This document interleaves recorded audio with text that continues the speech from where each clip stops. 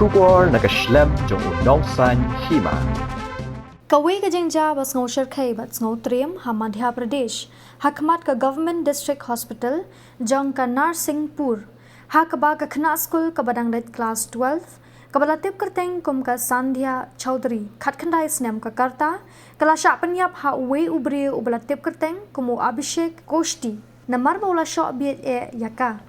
Katkum ka khubor blayolum na ka NDTV mentakasngi layat hu bakani ka jingja ngau Shirkai kalaja minha ka arpunyotrik ubanai jelew 8,000 apusan ha ka bau Abhishek ula ot ya ka Ryndang jong ka Sandhya bat penyap ya ka Hakhmat ka hospital layat hu baha ka ka jingja omshum ladan menuru kibawan banyarap ne bantuk lar ya ka ka jingja shu loong baka ka balade banlong ka jaka penkot ka kalalong ka jaka penyap beriu U Abhishek ubapong ka sopti rongyong, layo ha ka durki nagikol CCTV, ba uthap ya ka sadhya, bat bret ya ka syamadan, bat upendem ya ka da ka basyong Halor ka syadem jongka, bat nangta uot ya Ryndang jongka da ka tari. Layat huru baki ne baro kilaja ha kapor badang syai beneng, hapo ka emergency wing, tang katu kat ne mitar na ki doktor bat kinong up. Kajing sya thombor kalane kumbash 4 minute bat ute ubriu ula persyang ban ot yala kajong kasentur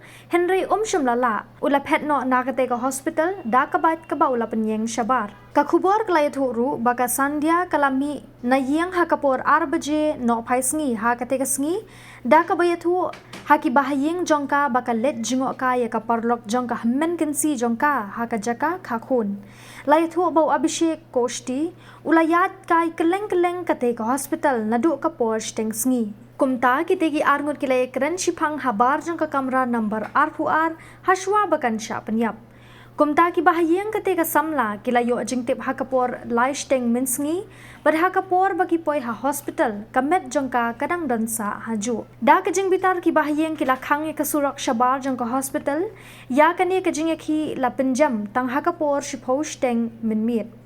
Henry kajing bitar kalami kajing kajabiang hadu kapor 8 baje min step ha ka baki he sarkar kila pentikna banle da ka bating persya ya ubadan kti ha kate kajing sya penyap